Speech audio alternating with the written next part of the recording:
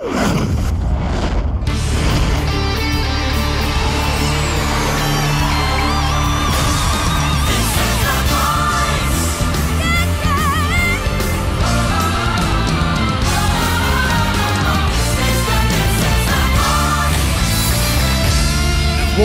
Cambodia ឧបត្ថម្ភផ្ដាច់មុខដោយស្រាបៀរកម្ពុជាស្រាបៀរជាតិមោទនភាពជាតិពេលនេះយើងទៅមើលនិស្សិតសាលាច្បាប់វិញម្ដងដោយសារតែនាងស្រឡាញ់ខាងសិល្បៈចម្រៀងហើយចង់សាកល្បងសម្លេងទើបនាងចូលរួមក្នុងកម្មវិធីនេះជំរាបសួរនាងខ្ញុំឈ្មោះរ៉េឌីជនីនាងខ្ញុំមានអាយុ22ឆ្នាំនាងខ្ញុំគឺជាបេក្ខភាពម្នាក់ដែលមកពីខេត្តកំពង់ចាមបច្ចុប្បន្ននាងខ្ញុំគឺជានិស្សិតម្នាក់ដែលកំពុងសិក្សានៅក្នុងសាកលវិទ្យាល័យមួយនៅក្នុងទីក្រុងភ្នំពេញមូលហេតុអីបានជាសម្រាប់ចិត្តដាក់ពាក្យចូលរួមនៅក្នុងកម្មវិធី